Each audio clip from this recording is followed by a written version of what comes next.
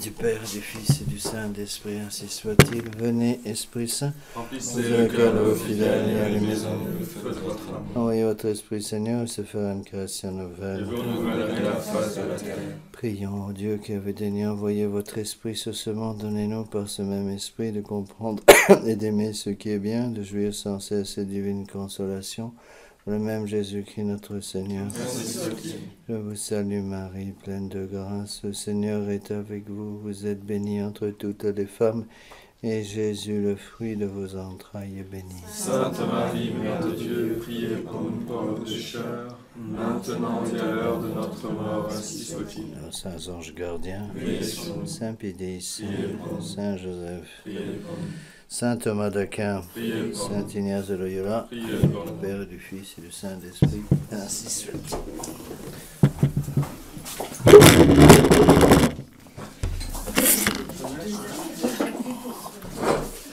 Asseyez-vous. Bon, silence dans les rangs. Donc je vais aujourd'hui terminer ce cycle de 4 conférences sur l'esprit de Monseigneur Lefebvre. J'ai mis là pour ceux qui sont intéressés le papier de celui de l'abbé Belmont qui est bien fait, sur les indulgences pour dimanche prochain. Donc si vous êtes un peu confus avec les indulgences, c'est assez compliqué. Les indulgences du 1er novembre, du 2 au 9. Alors, on peut gagner une indulgence pour les défunts. Le 2 novembre, le 1er novembre, en allant dans une église et priant si notre Père, si je vous salue Marie, si gloire au Père. Qui peut être répété plusieurs fois, et pendant tout l'octave, c'est-à-dire à partir du 2 novembre jusqu'au 9, en allant prier mentalement dans un cimetière. Donc on peut avoir aussi des indulgences pour les morts, donc c'est utilisé par charité pour les défunts.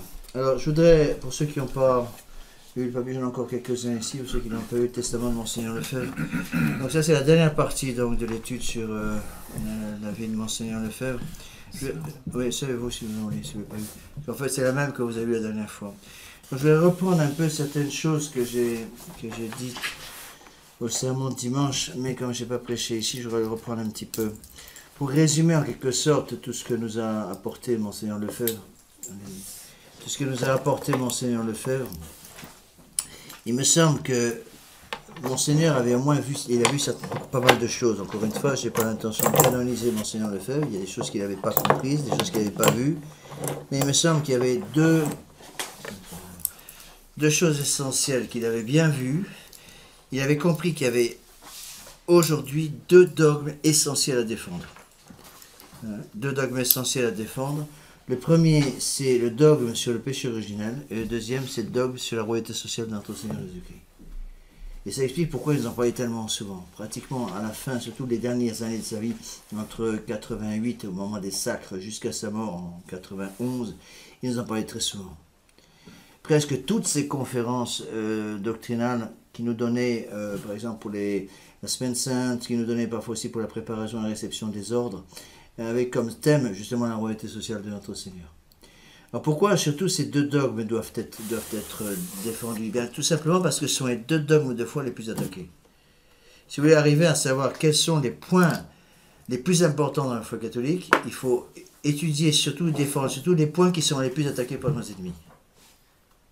C'est une règle de Saint Ignace qui est très connue pour ceux qui ont fait des exercices, l'adjéré contra. Devinez où le démon vous mène et faites le contraire. Donc, où sont les points les plus importants de la doctrine catholique? Les points qui sont les plus attaqués aujourd'hui par l'Église de Vatican II, par le monde moderne. Et il y a, je crois, 2 essentiels. D'abord, le péché originel. Pourquoi? Parce que le péché originel est nié maintenant par pratiquement presque tous les prêtres de l'Église de Vatican II, peu de choses près. Peut-être encore quelques vieux prêtres qui y croient encore, mais certainement de moins en moins.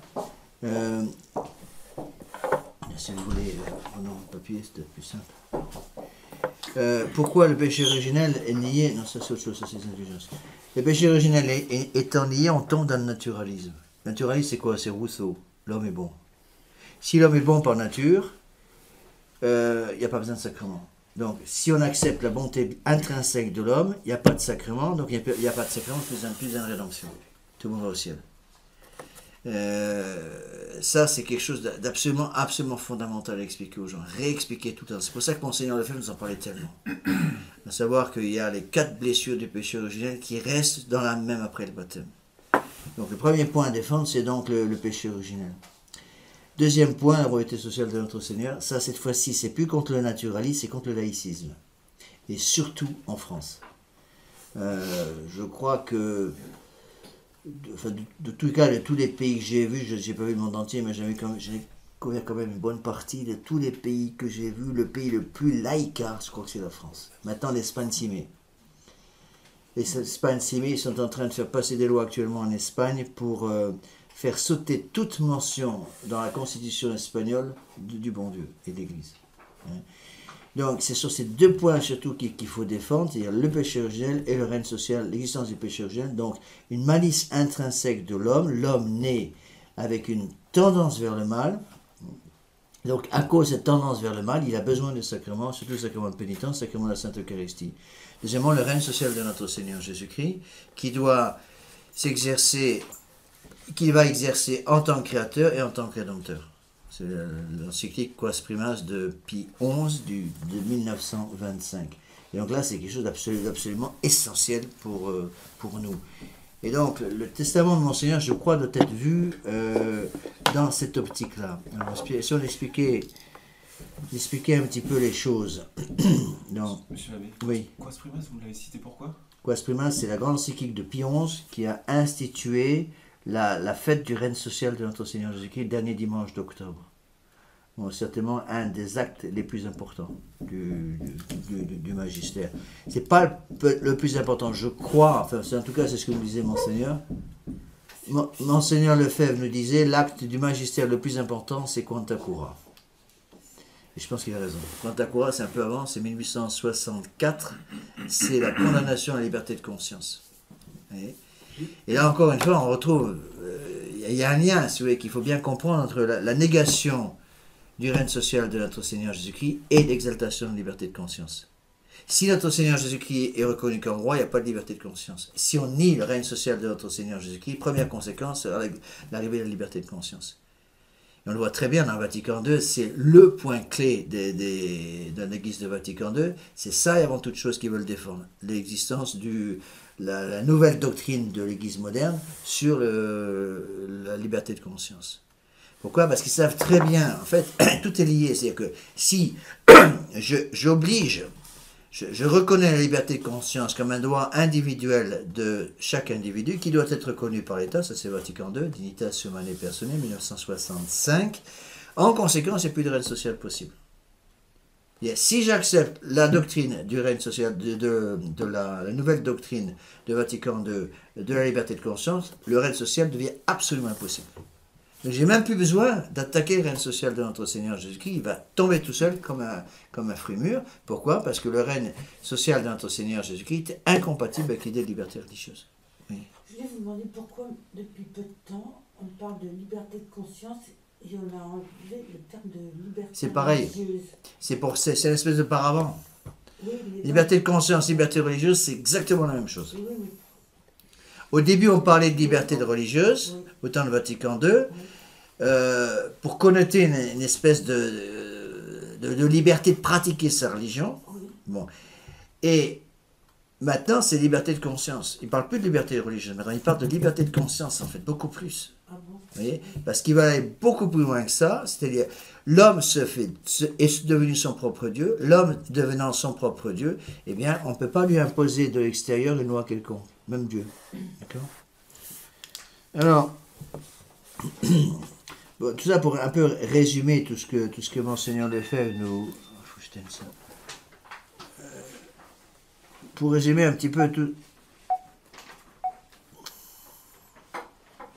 Pour résumer un peu tout ce que Monseigneur Lefebvre nous disait, après je viendrai à ce que j'appelle son testament, Monseigneur Lefebvre insistait lourdement que le prêtre est le religieux de Dieu. Donc, je reviens rapidement sur ça, comme un peu un résumé de tout ce que je vous ai dit jusqu'à présent.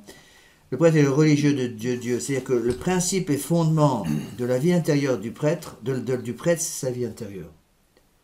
Donc un prêtre sans vie intérieure, c'est un prêtre qui se vide. C'est que la vie intérieure elle est nécessaire pour tous les fidèles, mais surtout pour le prêtre. Un prêtre qui n'a plus de vie intérieure, c'est bien plus grave qu'un laïc qui n'a pas de vie intérieure. Parce qu'un prêtre qui n'a pas de vie intérieure, c'est un prêtre qui n'a plus de bouée de sauvetage. Donc il se lance à la mer sans aucune protection. Ça, c'est quelque chose d'important à comprendre. Donc le fondement de la vie du prêtre, c'est sa vie intérieure. Donc c'est d'abord le bréviaire, la méditation, le rosaire, l'étude, la lecture spirituelle, l'écriture sainte. Toutes ces choses-là, j'ai déjà expliqué, passent avant l'apostolat. Et la grande idée, si vous voulez, du modernisme, c'est que la vie intérieure est tout à fait secondaire. L'apostolat prime la vie intérieure. Vous voyez ? Et ça, je l'ai vu partout où je suis passé. Je me rappelle même quand je m'occupais de camp de jeunes, quand j'étais diacre ou jeune prêtre, eh bien, c'était terrible. J'étais obligé de rappeler aux séminaristes qui venaient faire le camp avec moi, le camp Notre-Dame de la Sainte-Espérance. J'étais obligé de leur rappeler, attention, les enfants passent après la vie spirituelle. Parce qu'ils étaient déjà déconnectés du réel. Il y a beaucoup qui arrivaient, pourtant qui étaient passés par Icône, qui avaient déjà 1 an, 2 ans, parfois 3 ans d'études à Icône, qui me disaient, monsieur l'abbé, on n'a pas le temps de garder toutes nos prières à cause des enfants. Je disais toujours, non, c'est pas les enfants d'abord, c'est la vie de prière avant. Si ce n'est pas une vie de prière personnelle, vous serez incapable d'aider les enfants. Vous voyez ? Et il faut faire attention parce qu'on est contaminé par ces idées-là. Alors, c'est-à-dire que si je fais passer l'apostolat avant la vie de prière, en fait, j'ai déjà une âme moderniste, même si je célèbre encore la messe traditionnelle. Et donc, j'ai rencontré plusieurs fois dans ma vie des prêtres comme ça, c'est-à-dire des prêtres qui disaient la messe traditionnelle, mais qui en fait étaient modernistes. En fait, c'était des prêtres conservateurs. Il y a une espèce de teinture encore plus ou moins traditionnelle sur ce qu'ils prêchaient, mais au fond, c'était une coque vide. Pourquoi ? Parce qu'il n'y a pas de vie intérieure. Donc, un prêtre qui ne garde pas son bréviaire, un prêtre qui ne garde pas sa méditation, son rosaire, son étude, la lecture spirituelle, l'écriture sainte, etc., eh bien, il se vide. Et j'en veux pour preuve, je pourrais donner des noms, je ne les donnerai pas, mais je pourrais donner des noms, j'en veux pour preuve que plusieurs fois, j'ai dû me battre avec des vicaires qu'on m'envoyait quand j'étais dans la fraternité sacerdotale Saint-Pédis, des vicaires qu'on m'envoyait qui étaient jeunes prêtres qui n'avaient plus leur bréviaire. Dans la fraternité Saint-Pédis. Pourtant, c'est obligatoire. Bien sûr que c'est obligatoire. Bien sûr, c'est obligatoire. Et il y en a qui avaient le cure de me sortir. Ah, mais vous comprenez, ça peut être remplacé par le rosaire. Et ça, c'est du modernisme pur et simple. Puisque le bréviaire a été éliminé par Paul VI, je crois que c'est Paul VI qui l'a éliminé complètement. Et donc, c'était terrible, parce qu'on avait devant nous des jeunes prêtres, si vous voulez, qui sortaient des cônes, mais qui étaient imprégnés encore des idées modernes. Et alors, la conséquence est la suivante. Si ces prêtres, qui avaient quand même une formation traditionnelle à Icône pendant 5 ans, n'avaient pas encore compris ces choses absolument élémentaires, qu'en est-il de nous ? Dans le monde moderne, on sera encore plus tenté par ces choses-là, c'est-à-dire de considérer que la vie intérieure, c'est relativement secondaire. Donc c'est pas, je fais toutes les actions que j'ai à faire et je coince un peu la vie spirituelle si j'ai un peu de temps. Je coince par exemple la méditation quand j'ai un petit peu de temps. Si j'assure d'abord la méditation, ensuite le reste. C'est très très important pour un prêtre.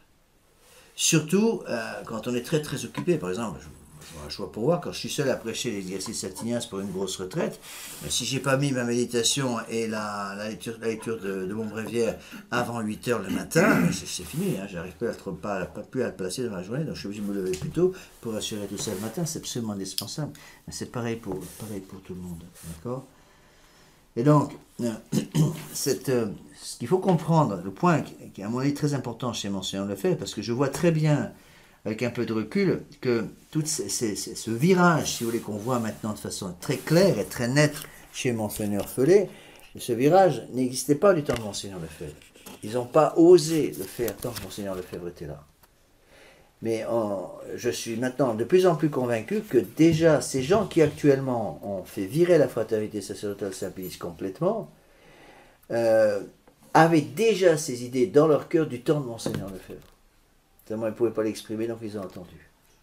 Une fois que Monseigneur Lefebvre est mort, ils ont quand même attendu un certain nombre d'années pour enterrer, soit sûr que son corps soit plus chaud dans le cimetière, comme on dit. Une fois que le corps a été refroidi, dans le fond, ces idées sont apparues. Et c'est parce qu'ils avaient insensiblement, il faisait passer l'apostolat avant la vie intérieure. On sent très bien que le bon Dieu a enlevé ses grâces et il s'est tombé dans le naturalisme, quoi.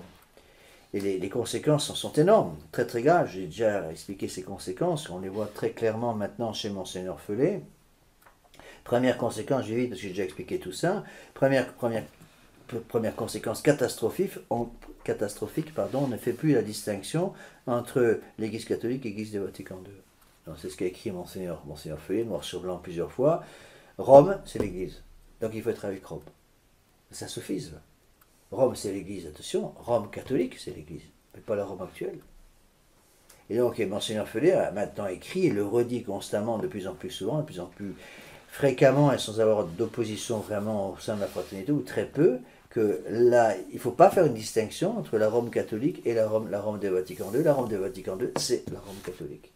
Alors que Monseigneur Lefebvre faisait cette distinction, c'est son fameux texte du 21 novembre 1974, que vous connaissez bien, qui est le texte, à mon avis, un texte le plus important de Monseigneur, même s'il y a des choses avec lesquelles je ne suis pas d'accord dans le texte, entre autres quand il fait allusion au Saint-Père, alors que manifestement, déjà devant nous, des gens qui se prétendent papes, mais qui utilisent leur puissance pontificale pour détruire la foi catholique, donc ils sont hérétiques, et ils ne peuvent pas être papes. Mais malgré, à mon avis, ces points faibles de la déclaration, il y a des choses très belles dans la déclaration. Comme Monseigneur Lefebvre dit, par exemple, nous adhérons de tout cœur, de toute notre âme, à la Rome catholique, gardienne de la foi catholique, et des traditions nécessaires au maintien de cette foi, à la Rome éternelle, maîtresse de sagesse et de vérité. Par contre, nous refusons et avons toujours refusé de suivre la Rome de tendance néo-moderniste et néo-protestante qui s'est manifestée clairement dans le Concile Vatican II après le Concile et dans toutes les réformes qui en sont issues.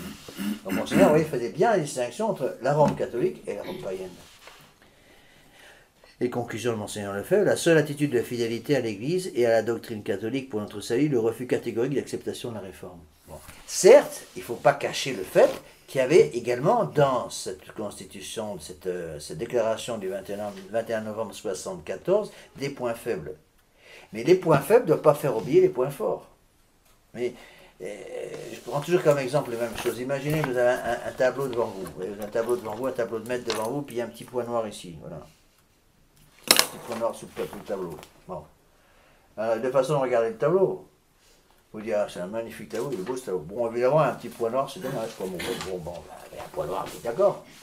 Et puis, une deuxième façon de regarder le tableau, c'est de dire, il y a un point noir, il y a un point noir, il y a un point noir, regardez, un point, regardez. Et on ne parle plus que de ça, on oublie tout le reste. Et donc, comme on dit vulgairement, on jette le bébé avec l'eau du bain. Et je crois que c'est important, il faut faire attention le fait que quelqu'un puisse avoir une erreur, des erreurs, ne veut pas dire qu'il faut tout envoyer promener. On voit très bien, par exemple, chez saint Thomas d'Aquin. Les gens qui ne comprennent pas ça. Saint Thomas d'Aquin, qui est allé chercher? Saint Thomas d'Aquin, celui qui est allé chercher la doctrine philosophique d'Aristote, donc un païen, 4 siècles avant notre Seigneur Jésus-Christ, il a pris les bonnes choses d'Aristote. Il a pris les bonnes choses d'Aristote. Encore une fois, Aristote était un païen, mais un païen qui avait un bon usage de son intelligence, qui était certainement un des plus grands philosophes de l'Antiquité. Et il a pris les bonnes choses d'Aristote, par exemple, dans les 5 preuves de l'existence de Dieu de saint Thomas d'Aquin, ça vient d'Aristote.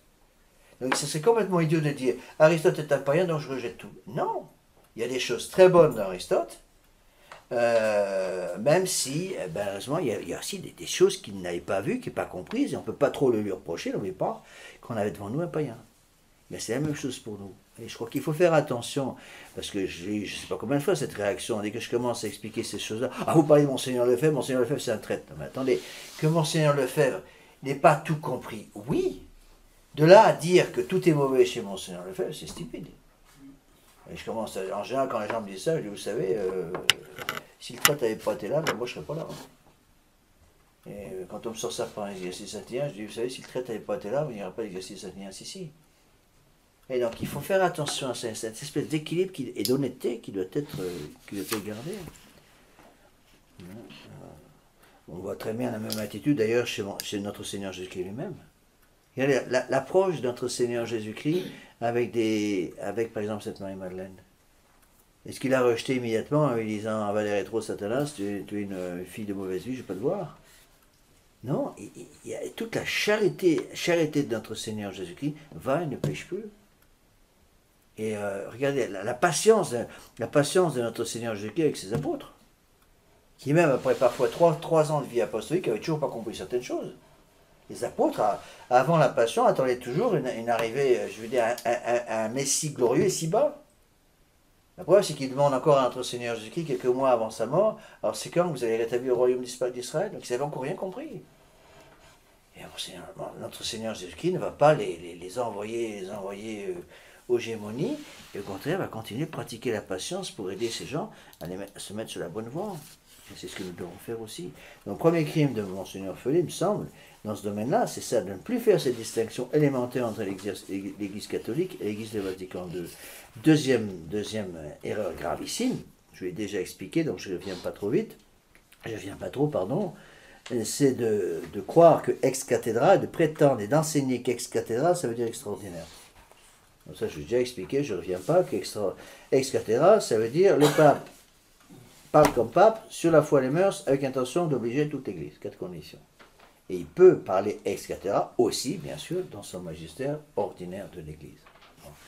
Là, c'est vrai que Monseigneur Lefebvre avait mal expliqué ces choses-là et même n'a pas tout compris de ce côté-là. Bon. Alors, si on ne fait pas attention, vous voyez qu'on se fait manger tout cru par ces idées libérales, il y a une espèce... Quel est le danger pour nous? Je pense que le danger, c'est le danger du libéralisme. Un espèce de danger de libéralisme qui peut se traduire par un esprit écuménique, qu'on voit très bien maintenant dans la tradition. Un écuménisme avec Rome. Il faut se mettre bien avec Rome pour pouvoir continuer à faire du travail et faire du travail sur les âmes. Attention, faire du travail sur les âmes, oui, mais pas n'importe quel prix. Vous voyez? Et donc on n'a pas le droit d'accepter cet écuménisme avec Rome. Rappelez-vous ce dont nous parlait Monseigneur Lefebvre, cette fameuse déclaration où il avait parlé de l'opération suicide, que si nous avions accepté de le mettre à la remorque de Vatican II, c'est une opération suicide. Alors, cet écuménisme avec Rome va entraîner une espèce de tiédeur et de libéralisme. Et ça, on le voit maintenant de plus en plus que moi je vois quand je parle avec d'anciens confrères, quand je parle avec même des gens que j'ai connus avant, mais qui sont restés dans la mouvance de la Fraternité Saint-Pédis d'aujourd'hui, de Monseigneur Follet, on voit très bien cet esprit de tiédeur qui est rentré.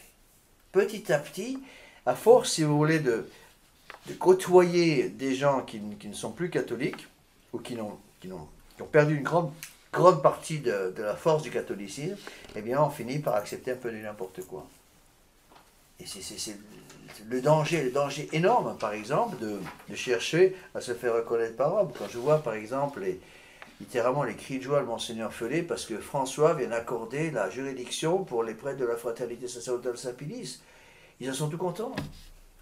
Moi, on m'a annoncé ça dans la fraternité, j'ai me cacher la tête sur mon oreiller. Qu'est-ce que c'est que cette histoire? Ça laisse croire qu'on n'avait pas la juridiction avant. Et ça laisse croire que maintenant on est reconnu par la Rome de Vatican II et qui nous donne la juridiction. Ça pose un sérieux problème de conscience.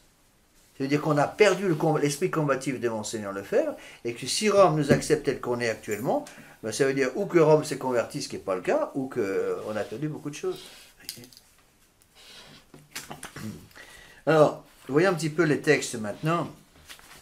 Le texte devant vous, donc c'est le deuxième paragraphe, Église catholique, l'Église de Vatican II.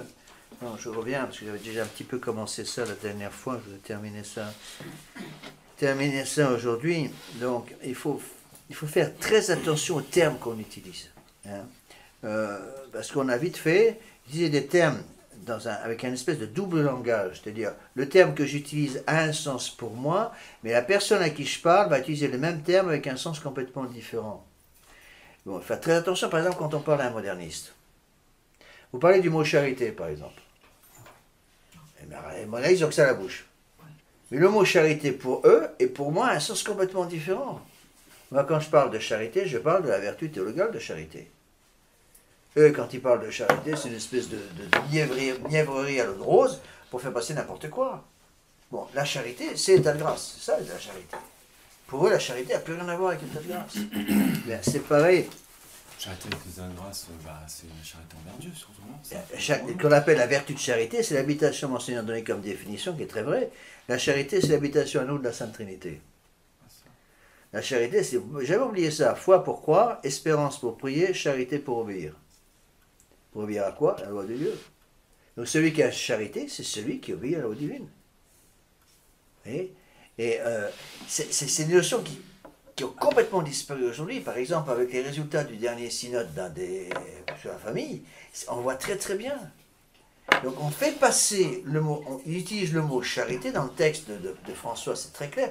Il fait passer le mot charité, mais en donnant un autre sens au mot charité. Il faut être charitable avec les divorcés mariés.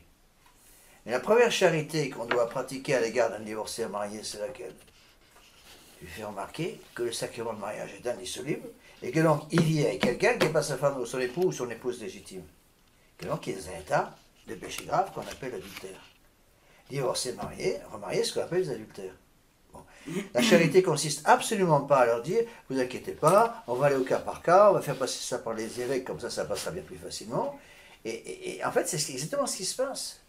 Mais je pense qu'aujourd'hui, plus que jamais, il faut bien utiliser les termes et rappeler ces positions absolument essentielles. Je crois après les deux dogmes de foi dont je vous avais déjà parlé au début de cette conférence, le péché originel, le règne social de notre Seigneur Jésus-Christ, je pense que le troisième dogme maintenant qu'il faut défendre, mais vraiment avec toutes les fibres de notre cœur, c'est l'indissolubilité du mariage. L'indissolubilité du mariage, parce que on arrive à entendre des inepties, même des milieux de la tradition. Bon, je donne toujours comme exemple, un exemple qui m'est arrivé, je ne donne pas le nom de la personne, mais c'est avec qui je parle, quelqu'un qui m'avait reproché d'avoir dit dans une conférence qu'un mariage ratifié et consommé entre deux catholiques n'est peut-être dissous par aucune force ici, aucune puissance sur la terre ou au ciel. Il y a eu le culot traditionnaliste, ça a eu le culot de me dire, vous n'avez pas le droit de dire ça, c'est pas catholique. Et j'ai lui dit, monsieur, je suis désolé, c'est le dogme. Et j'avais pris ça dans Zubizarreta, qui est un grand auteur dogmatique, c'est l'ancien archevêque de Cuba, écrit dans les années 1930, une somme théologique dogmatique qui est très bonne, malheureusement qui n'a jamais été à ma connaissance traduite en français, existe en latin, mais c'est excellent, et il faut rappeler les principes. Et donc, plus que jamais aujourd'hui, moi j'avoue que je vais commencer à insister de plus en plus là-dessus pendant les retraites, hein. Parce que comme on a souvent des gens qui viennent à nous dans les retraites et qui viennent de milieux non catholiques, et qui en plus, ou qui sont des gens qui viennent de milieux catholiques qui ont perdu la foi depuis longtemps, on va avoir des problèmes comme ça de plus en plus. Alors il faut bien sûr pratiquer la véritable charité, c'est-à-dire aider ces gens à remonter vers le bon Dieu, mais malheureusement, surtout avec des sacs de nœuds absolument invraisemblables de temps en temps, parce que n'oubliez pas, ce qu'on le vit beaucoup trop souvent, c'est qu'un mariage naturel entre deux païens est valide. Hein. Deux païens qui se marient, un païen avec un autre païen, et une païenne, qui se marient devant le juge de paix, devant le maire, avec intention de garder fidélité, l'unité, l'indissolubilité, d'accepter les enfants, c'est un mariage valide. Hein. C'est pas un sacrement, mais c'est un mariage valide. Et donc ces personnes se convertissent. Ces personnes par exemple, se sont séparées au bout de 5 ans de vie commune. Donc deux païens vivent ensemble pendant 5 ans, avec un mariage civil. Et au bout de 5 ans, catastrophe, ils se séparent. Chacun part de son côté. Puis des années après, monsieur et madame se convertissent. Ou monsieur se convertit, ou madame se convertit. Est baptisé dans l'église catholique. Et après, il vient faire la retraite. Alors, monsieur l'abbé, je voudrais me marier. J'ai trouvé une bonne fille catholique et je pense maintenant au mariage avec cette jeune fille. Faire très attention dans l'enquête, de bien vérifier qu'il n'y a pas eu mariage civil avant. Parce que dans un cas comme ça, est-ce qu'il peut se remarier? Non, parce que le premier mariage est valide devant Dieu. Vous voyez? Il faut faire extrêmement attention aujourd'hui. Et il y avait déjà une pagaille dans les esprits, mais alors avec les déclarations de François sur sur le mariage, l'acceptation, la tolérance au cas par cas, dans la charité par les évêques individuels, les évêques locaux, l'acceptation des divorcés mariés au sacrement, ça veut dire quoi? Ça veut dire ou l'adultère n'est pas un péché mortel, ou l'indissolubilité du mariage chrétien, c'est la bouillie pour char. Et c'est exactement ce qui se passe. Les demandes de nullité de mariage, ça n'existait jamais. D'abord, il faut se mettre dans la tête une chose. Un mariage, catholique, c'est la règle, le dogme, un mariage ratifié, consommé, ne peut pas être annulé. Une annulation de mariage chrétien, ça n'existe pas.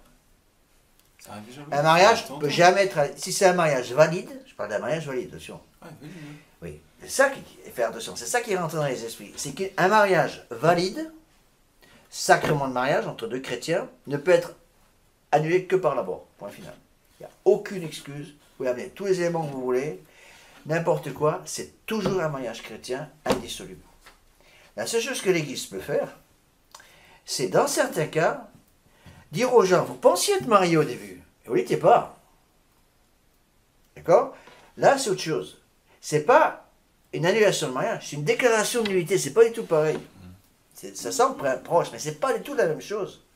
Moi, j'ai rencontré dans ma vie de prêtre 2 cas de déclaration de nullité. C'était valide. Bon. Et un des cas, je vais peut-être déjà citer, c'était aux États-Unis. Un des cas, c'était un monsieur qui était soldat au Vietnam, qui était parti jeune, à 20 ans, 21 ans, et qui est parti au Vietnam, qui a passé 5 ans dans l'enfer, ou 3 ans dans l'enfer du Vietnam là-bas. Et il s'est marié religieusement avec une Vietnamienne catholique, parce que le Vietnam est un pays quand même avec une forte minorité catholique. Il s'est marié religieusement avec la fille. Et puis après ça, les Américains sont partis, ça n'a pas duré longtemps, c'était un mariage mal fagoté, et donc ils se sont séparés très vite. Lui, il rentre en France, il rentre aux États-Unis. Et à ce moment-là, les Américains, les soldats américains qui revenaient du Vietnam avaient des problèmes psychologiques énormes, tellement ils avaient vu d'horreur, tout au niveau de torture. Et donc les responsables de l'armée américaine ont été obligés de mettre un système avec ces recrues qui avaient eu tellement d'horreur pour leur apprendre à oublier complètement le passé. Et c'est ce qu'ils ont fait beaucoup, pour qu'ils ne deviennent pas fous, leur a appris à faire une espèce de barrière et d'effacer tout le passé. Ça marche, ça? Et oui, c'est possible, avec des méthodes psychologiques, ça marche. En plus des médicaments très puissants, c'est efficace. Et j'ai connu quelqu'un qui, de bonne foi, ce monsieur, je le connaissais, de bonne foi, a tout oublié, tout ce qui était avant. Donc après, il s'est marié religieusement dans la Fraternité Saint-Félice. Il avait 5 ou 6 enfants. Et des années après, au moment de son mariage, on demande un certificat de baptême, qui est obligatoire. Tous les prêtres doivent demander un certificat de baptême pour un mariage. On demande le certificat de baptême de ce monsieur. Le certificat de baptême arrive sans annotation, pas de problème, on les marie.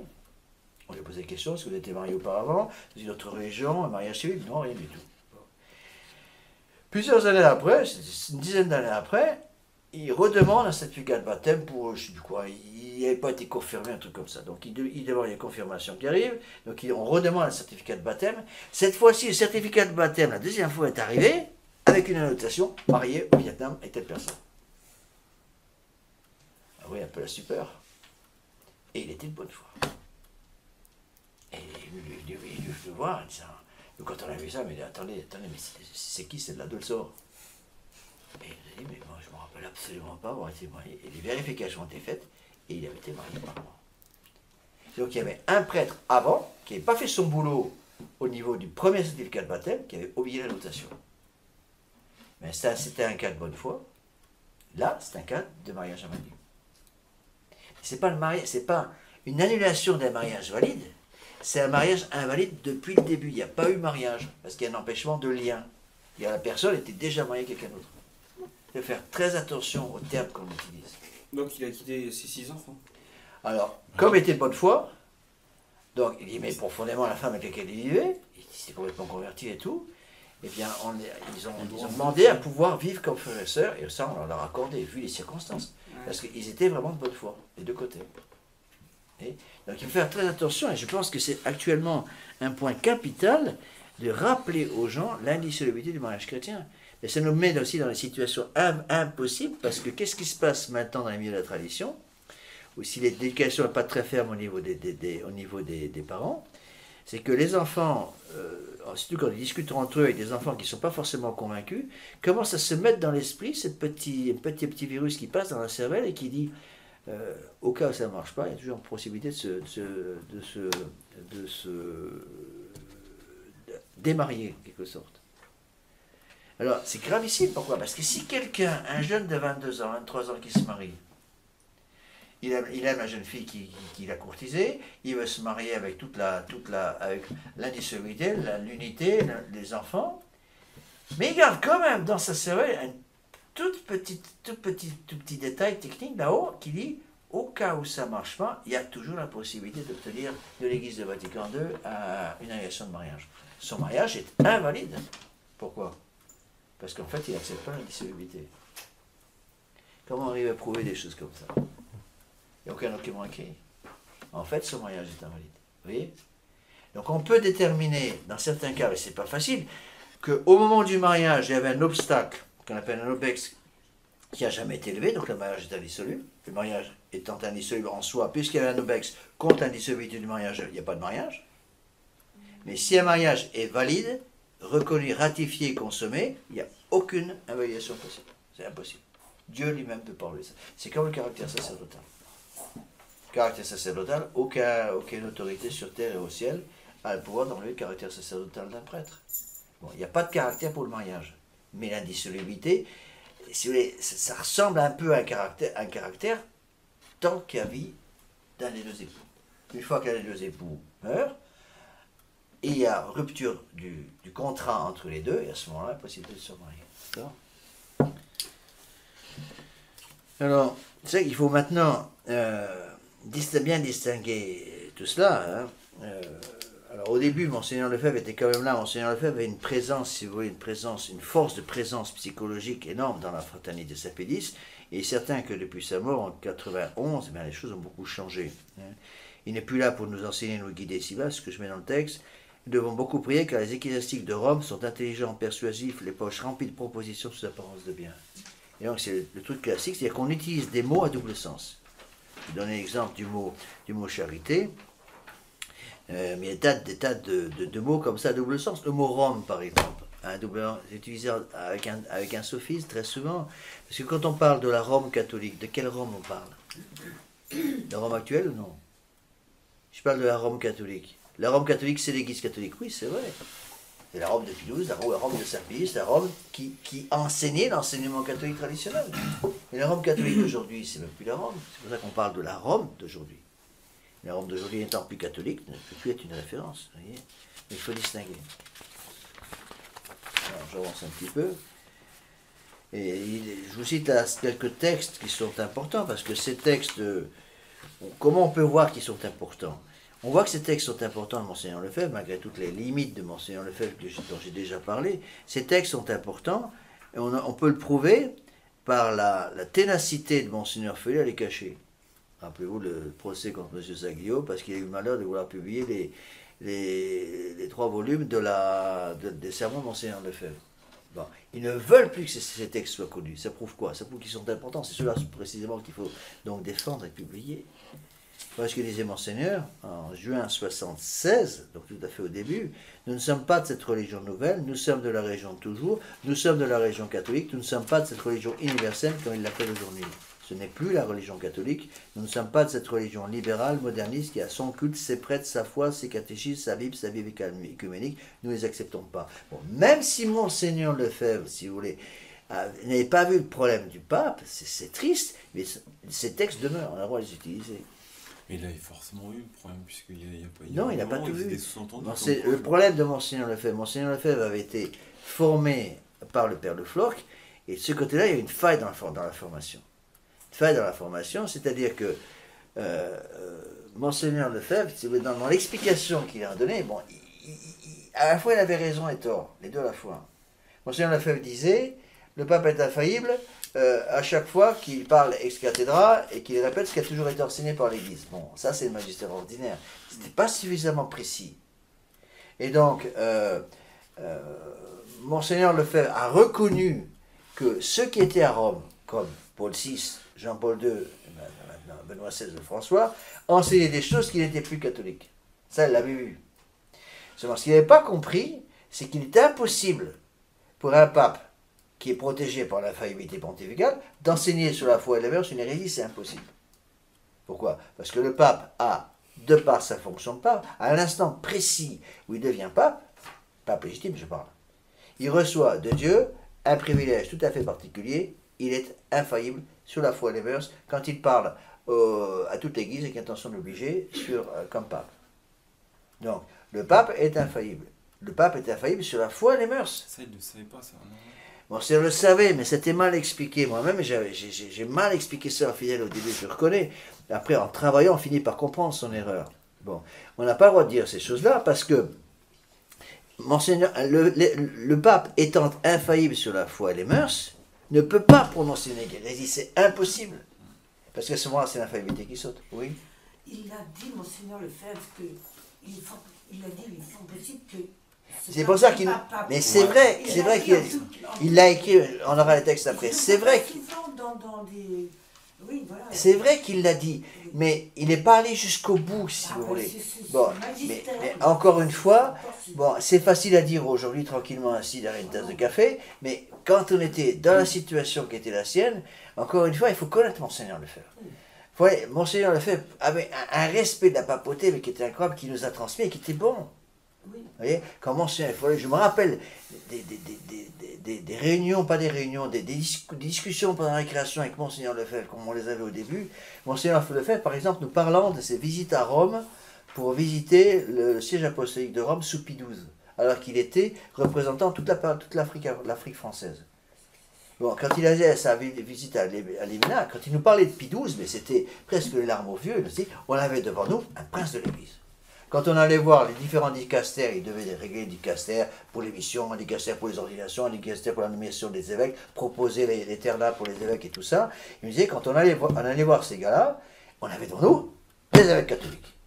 Peut-être leur défaut personnel, mais ils avaient tous la foi catholique et ils enseignaient la foi catholique. On avait devant nous des princes de l'Église. Il dit, maintenant, c'est fini. Mais dans son esprit, c'était très, très, très difficile d'arriver à reconnaître que c'est plus comme ça. Il l'a suggéré. Il a suggéré, c'est vrai. Mais c'est vrai que sa faiblesse a été, si vous voulez, qu'il a dû faire plus que de suggérer et de dire il est absolument impossible qu'un pape protégé par l'infaillibilité pontificale à la lumière du Saint-Esprit puisse décréter une hérésie. Or, c'est le cas actuellement, donc ils ne peuvent pas être pape.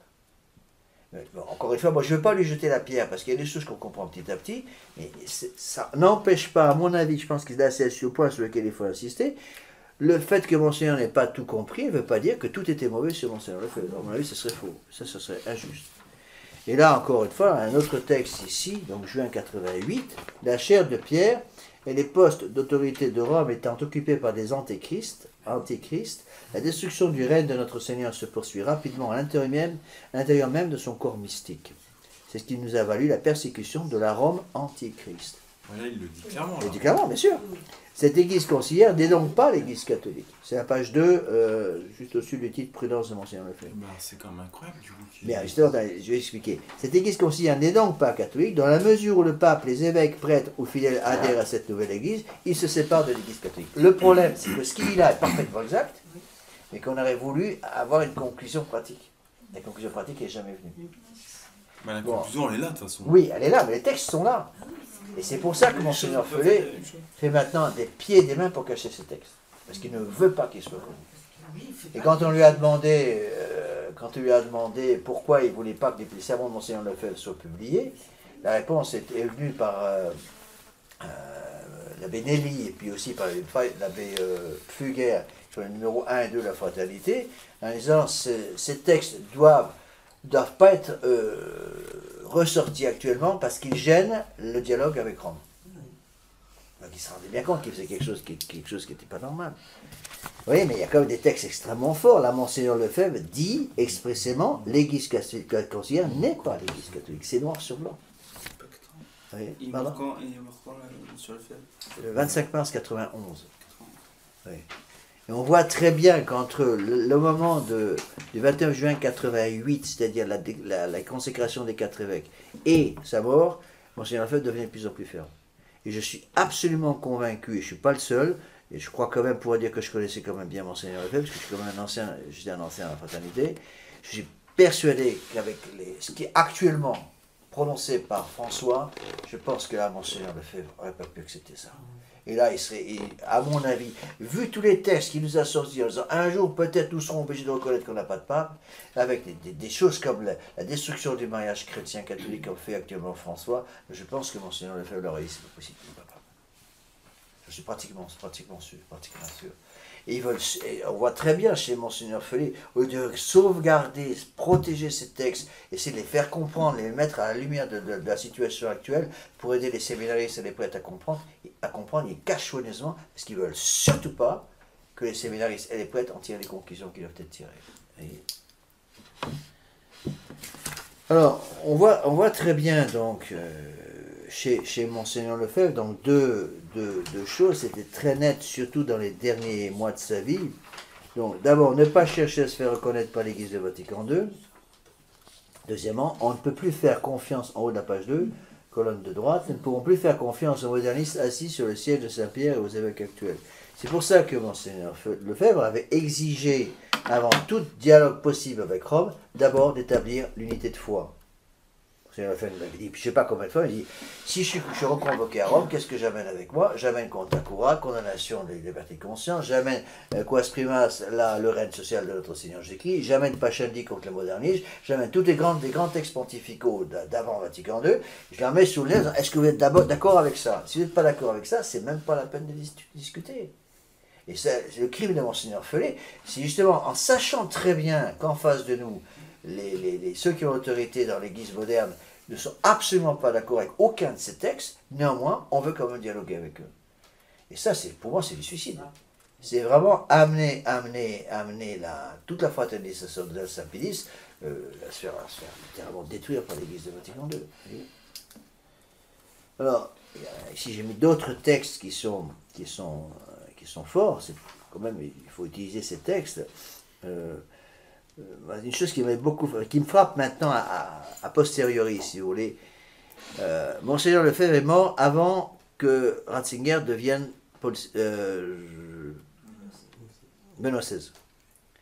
Mais l'évêque en autorité dans la Rome moderniste qui a été le plus critiqué par Monseigneur Lefebvre, c'est précisément Cardinal Ratzinger. Monseigneur Lefebvre nous a dit Cardinal Ratzinger, c'est un moderniste, vous dites, viscéral, dans l'âme même. Bon, et c'est précisément celui-là qui a été choisi.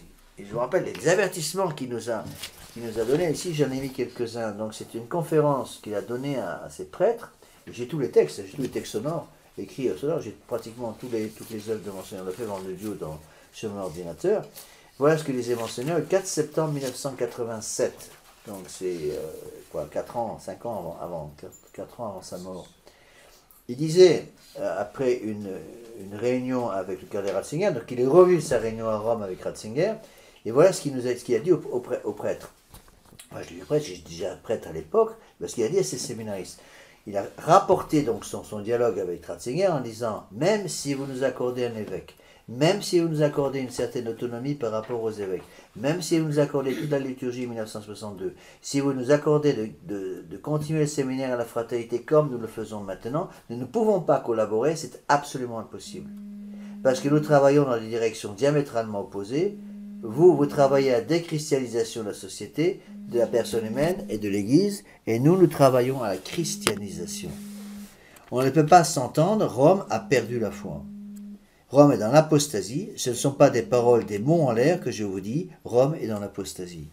On ne peut plus avoir confiance dans ce monde-là, il a quitté l'Église, ils ont quitté l'Église, ils quittent l'Église, c'est sûr. Bon, quand on voit ce que disait Monseigneur Lefebvre sur Cardinal Ratzinger, qu'est-ce qu'il dirait actuellement sur Bergoglio? C'est pour ça que j'ai la certitude pratiquement, bon je ne peux pas avoir une certitude absolue, on ne peut pas faire parler les morts, mais j'ai une certitude morale que Monseigneur Lefebvre, dans la situation actuelle, aurait pris la position de cet évêquantiste, ça c'est sûr. Et Monseigneur concluait en disant, du fait de cette déchristianisation, je pense que l'on peut dire que ces gens qui occupent Rome aujourd'hui sont des antéchrists. Je ne dis pas antéchrist, je dis antichrist, il y a contre le Christ. Bon, et je me rappelle déjà, quand ces textes ont été connus, nous on les a eus avec un peu de retard, parce que j'étais plus au séminaire, mais il fallait voir les discussions déjà entre nous prêtres, dans les réunions de prêtres, entre ceux qui disaient, Monseigneur Lefebvre est beaucoup trop fort, au contraire, il faut s'unir avec Rome, il faut essayer de faire ami-ami avec la Rome d'aujourd'hui. Et malheureusement, c'est ce qui s'est passé aujourd'hui avec Monseigneur Follet, quoi. Hein. Monseigneur Lefebvre nous expliquait aussi, sur en expliquant le mot déchristianisation, la déchristianisation de la société, il nous expliquait, ça c'est très important à comprendre, et malheureusement beaucoup de gens dans le monde moderne, chez les catholiques, ne veulent pas le comprendre. Ce qu'il entendait par déchristianisation, c'était la démocratisation de l'Église. L'introduction dans l'Église officielle, des idées de la Révolution française. Donc liberté, égalité, fraternité. Et il nous a dit, je ne sais pas combien de fois, que tout Vatican II, c'est ça, le crime de Vatican II, c'est l'introduction dans l'Église catholique des idées de la Révolution française. C'est-à-dire marier ensemble les principes de la Révolution, liberté, égalité, fraternité, avec les principes de l'Église catholique, à savoir pauvreté, chasteté, obéissance. Vous voyez, d'où la nécessité aujourd'hui, plus que jamais, je dirais, d'insister sur les trois, ce qu'on appelle les conseils évangéliques, pauvreté, chasteté, obéissance. Parfois, des gens qui m'ont un peu reproché aux retraites, en me disant, vous savez, vous faites des retraites qui sont beaucoup trop politiques. Vous faites des retraites et vous insistez beaucoup trop, me disait-il parfois, sur la contre-révolution nécessaire en luttant contre la démocratisation dans l'Église et les principes de la Révolution de 89, liberté, égalité, fraternité. Et il me disait, est-ce qu'il n'est pas possible, justement, de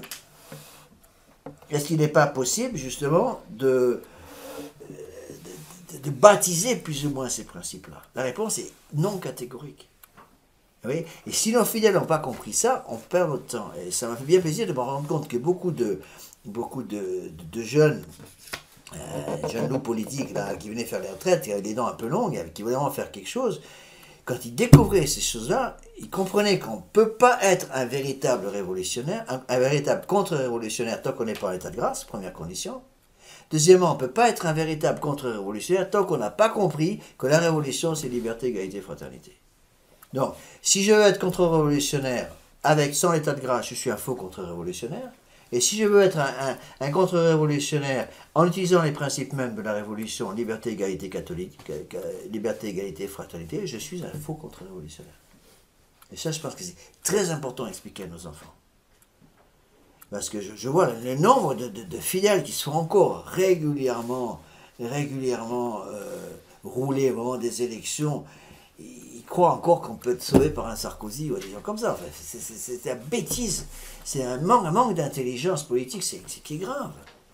Vous voyez, il faut simplement demander, mais quels sont les principes qui animent la vie politique, tels que, par exemple, M. Sarkozy la conçoit, ou tels que Marine Le Pen la conçoit. C'est quoi? C'est la vie de la révolution. C'est la liberté, c'est l'égalité, c'est la fraternité. Avec ça, qu'est-ce qu'on peut obtenir? Rien du tout. On ne peut rien faire, absolument rien faire. Oui. Alors, on continue un petit peu dans ce texte. Cette conférence, à mon avis, cette conférence de 87, je l'avais obtenue quand j'étais au moment aux États-Unis, je l'ai souvent utilisé pour la lecture à table. J'utilisais complètement, dans son intégralité, la lecture à table. Vraiment, elle était belle. Nous sommes tous pour le Christ, eux, ils sont contre le Christ. Comment voulez-vous qu'on puisse s'entendre? Page 3 en haut. Nous n'avons pas affaire à des gens honnêtes, nous n'avons plus affaire à des gens honnêtes. Ils ne travaillent pas pour le salut de l'Église, ils travaillent pour la gloire humaine de l'Église dans ce monde. C'est la vérité avec l'erreur, la vertu avec le vice, les amis de notre Seigneur qui ennemis notre Seigneur. C'est une abomination, c'est cela qui est à Rome maintenant. Ce qu'il faut bien comprendre, c'est que cette idée, si vous voulez, d'un mariage entre les principes de la Révolution et les principes de notre Seigneur Jésus-Christ, c'est pas neuf, c'est pas quelque chose de nouveau. Ça a déjà été condamné au début des années 1830 par Grégoire XVI et c'est Mirarivos. Et Mirarivos, je ne sais plus quelle année exactement, je vérifie l'année, j'ai oublié de vérifier. Mirarivos, c'est autour des années 1830 dans ce cas, c'est 1828 ou 30. C'est la condamnation, si vous voulez, un système qui était commencé à se mettre en place avec des gens comme Lamennais, des gens comme Montalembert, avec le duc de Broglie, avec même des gens qui sont des grands gaillards, mais qui ont failli mal virer au début, comme par exemple Rohrbacher, et aussi le fondateur de Solesmes, Don Guéranger. Au début, ils étaient dans cette équipe-là. Heureusement, ils se sont vite aperçus de leurs erreurs, ils ont le courage de s'en sortir. Mais Montalembert, le duc de Broglie, Albert de Mun, tous ces gens-là qui étaient un petit peu dans cette même équipe, on les appelait les catholiques libéraux. Et qu'est-ce qu'ils voulaient? Le mariage entre les principes de la Révolution et les principes de notre Seigneur Jésus-Christ. Et c'est exactement ce qu'on voit aujourd'hui avec François, c'est clair et net. Et avec François, c'est même pire que ça, à mon avis, parce que lui, c'est pas simplement le mariage entre les principes de la Révolution et les principes de notre Seigneur Jésus-Christ. C'est pire que ça, c'est de dire, sa doctrine, c'est de dire, les principes de la Révolution sont les principes catholiques.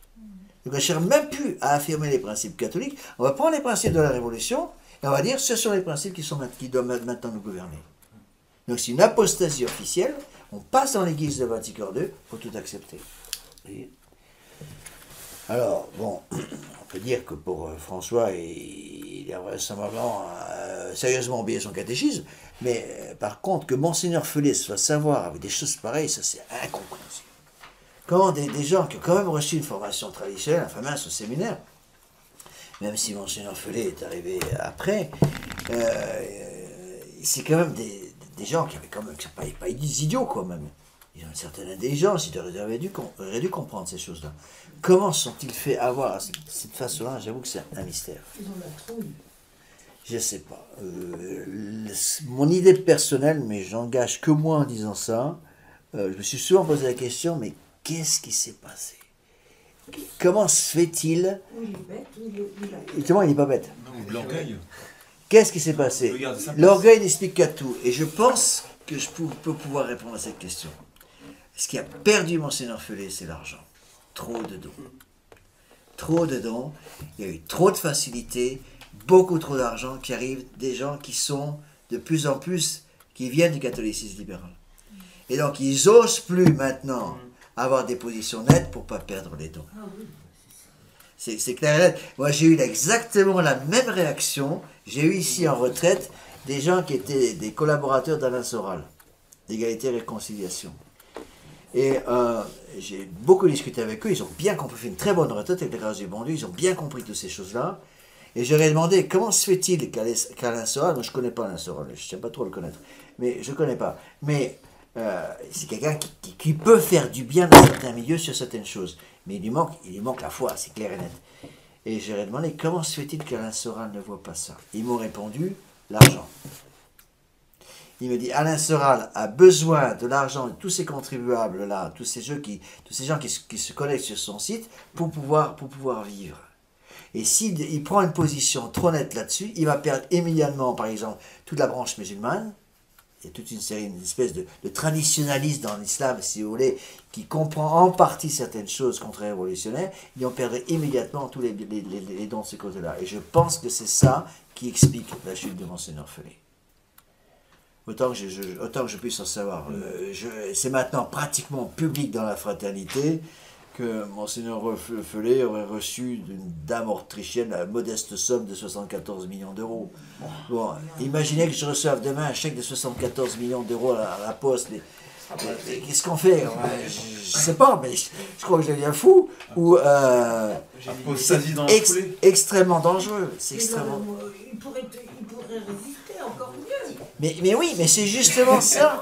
C'est recevoir, quand on reçoit des sommes pareilles, quand vous recevez une somme pareille de quelqu'un qui devient votre bienfaiteur, et que vous devez lui dire, vous êtes un imbécile parce que vous faites à côté de ça des choses qui sont inadmissibles, bon, quand on a un chèque de 74 millions d'euros dans la poche, c'est très difficile d'arriver à dire c'est un mérité à ces bienfaiteurs-là.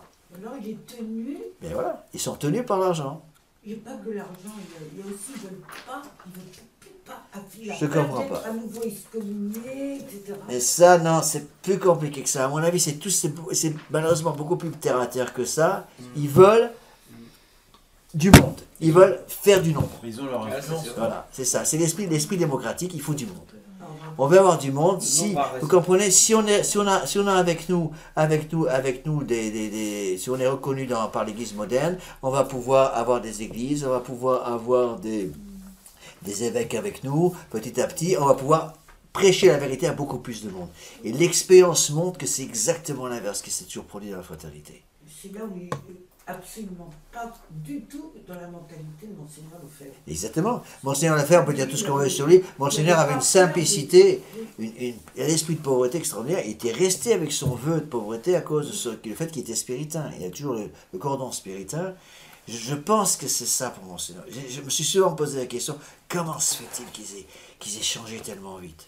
Je pense que c'est ça. C'est la même, à mon avis, la même raison qu'il faut donner pour Don Gérard. Don Gérard a reçu trop de dons de gens qui étaient sur le bord, si vous voulez, du catholicisme. Je ne vais pas faire un jugement téméraire, mais je ne suis pas le seul à le penser. J'ai discuté avec beaucoup de gens, beaucoup des collaborateurs, ou pas des collaborateurs, des amis prêtres. On pense à peu près tous la même chose.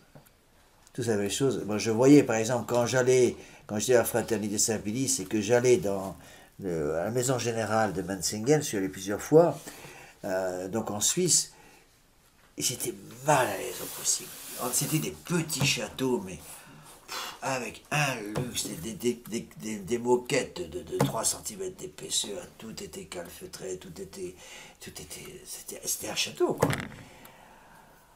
Oh, j'étais mal à l'aise là-dedans, parce que, vous voyez, quand nous on sortait des missions, on était dans les conditions de pauvreté invraisemblable. Bon, j'ai prêché l'exercice Saint-Ignace au Mexique, parfois dans les conditions de simplicité, de pauvreté. On avait vraiment, c'était du bout de décoffrage, hein, la maison, il n'y avait même pas de peinture, les gens couchaient sur des nattes par terre et tout, et pratiquement rien du tout. Mais quand on voit des trucs comme ça, il y a quelque chose qui ne va pas. Alors je ne dis pas que Monseigneur Follet, je dis pas que Monseigneur Follet est un voleur, c'est tout ce que je veux dire. Je ne dis pas qu'il va utiliser ses 74 millions d'euros pour s'acheter des caramels mous, c'est évident. Bon, qu'il est évident que Monseigneur Follet va utiliser cet argent pour les missions, tout ça, un peu tout. Bon, j'espère, j'en suis sûr même. Loin de moi l'idée que ce soit un voleur, c'est pas tout ce que je veux dire. Mais je dis, quand on a trop de dons, on prend l'esprit du monde. C'est trop dangereux. Ben, moi, je remercie le bon Dieu d'avoir trop de dons. Mais je l'ai bien vu, par exemple, quand j'ai fait la demande aux fidèles, et j'avais besoin d'une certaine somme pour pouvoir payer la chapelle. Bon, j'avais demandé une somme précise, c'est la somme dont j'avais besoin. Eh bien, j'ai reçu exactement cette somme, mais pas un centime de plus. Après, je me suis dit, ben, j'aurais dû demander un peu plus quand même, ça m'aurait fait un petit coussin assez confortable. Mais heureusement que je ne l'ai pas fait, parce que je suis sûr que si j'avais demandé trop, j'aurais rien eu du tout. Parce que bon, il m'a dit, tu essaies de me rouler là, tu réclames tant et tu n'as pas besoin de temps. Et c'est des détails, mais c'est des détails qui en disent non. Hein. Alors, voyons un petit peu là. Ce qu'il faut comprendre, et c'est un peu la conclusion de ce texte, c'est que la situation est absolument inchangée aujourd'hui. Hein. Monseigneur Lefebvre disait donc en juin 88, page 3, « Il n'est pas possible de nous mettre sous l'autorité du cardinal Ratzinger, président de cette commission, à l'époque était préfet de la congrégation de la foi, numéro 2 dans l'Église.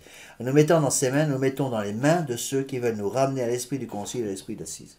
Ce n'est pas possible. » Alors,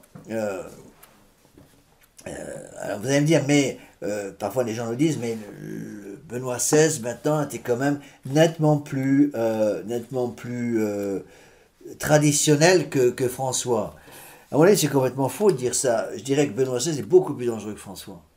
Que François hérétique tellement ouvertement que beaucoup de gens commencent maintenant à réagir.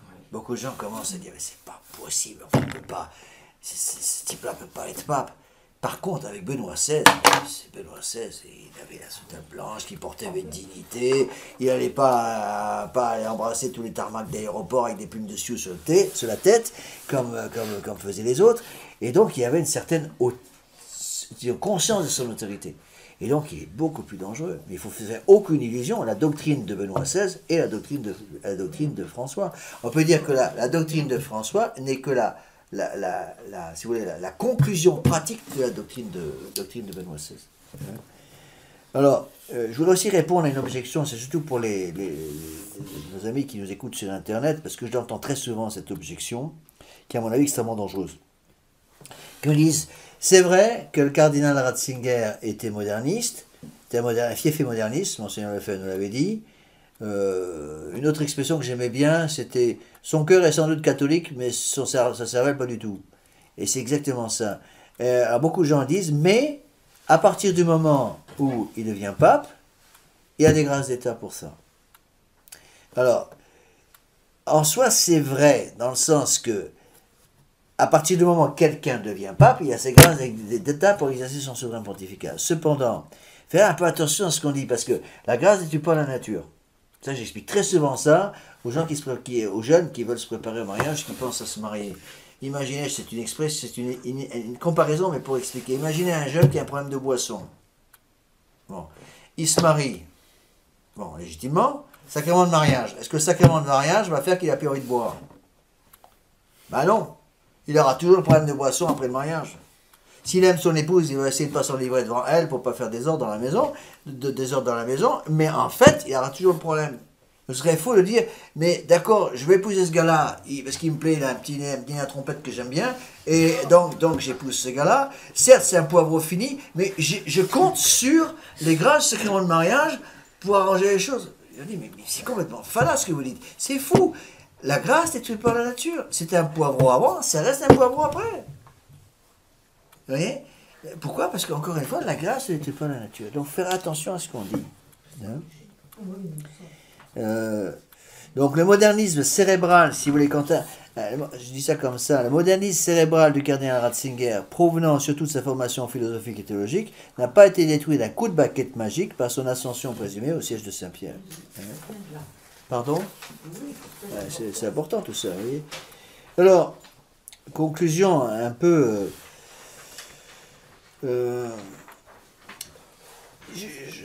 à page 4, je pense que ce point de conclusion est très important. Monseigneur Lefebvre, dans la formation qu'il nous donnait, nous disait toujours qu'il y a 2 points qu'il fallait surveiller de très près. L'écuménisme et la liberté de conscience.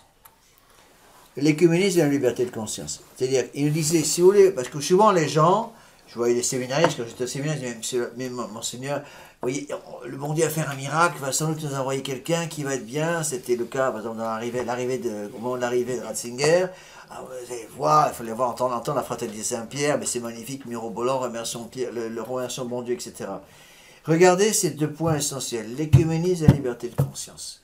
Est-ce que sur ces 2 points absolument essentiels, est-ce qu'il y a eu un retour vers la tradition de la part de Benoît XVI, ou au contraire, une accentuation du processus révolutionnaire pour un écuménisme complètement fou, la liberté de conscience actuelle. Et vous verrez qu'il n'y a pas un seul de ces faux papes, si vous voulez, depuis la mort du pape Pie XII, pas un seul de ces personnes qui a essayé de lutter contre l'écuménisme et contre la liberté de conscience. Ils sont à fond pour. Et c'est quelque chose d'absolument fondamental pour eux. Et ça, il faut bien le comprendre. Donc ça ne les gêne pas de permettre à la fraternité sacerdotale Saint-Pédis de dire la messe traditionnelle. Ça ne les gêne pas d'avoir des prêtres qui se promènent encore en soutane. Mais ça les gêne, ils n'accepteront pas d'avoir des prêtres qui, par exemple, critiquent la liberté de conscience. Imaginez la fraternité sacerdotale Saint-Pédis qui critique la liberté de conscience dans l'église de Vatican II, ça ne passera pas. Donc, qu'est-ce qui va se passer? Dans la pratique, ça oblige la fraternité sacerdotale Saint-Pédis à se taire dans ce domaine-là. D'accord? Alors, conclusion, je cite ici un texte de Saint Paul, très connu, Saint Paul Galate, chapitre 1, versets 8 et 9. Quand nous-mêmes, ou un ange venu du ciel, vous annoncerait un autre évangile que celui que nous avons annoncé, qui soit anathème. Nous l'avons dit précédemment, et je le répète à cette heure, si quelqu'un vous annonce un autre évangile que celui que vous avez reçu, qu'il soit anathème. Donc, il est évident que, si vous voulez, il faut expliquer et réexpliquer ces choses, et surtout expliquer ça à nos enfants, pour qu'ils puissent transmettre. Le premier rôle éducatif des parents catholiques, c'est de transmettre à leurs enfants ce qu'ils ont reçu. Et si cette transmission ne se fait pas, eh bien, l'Église catholique de toujours va devenir de plus en plus faible au niveau du nombre. Donc il faut qu'on ait absolument des gens de plus en plus convaincus. Et c'est l'inverse qui se passe si on ne forme pas nos fidèles. Nous formons nos fidèles pour qu'ils puissent former à leur tour leurs enfants, afin que justement cette foi soit défendue. Alors, on va finir par une prière.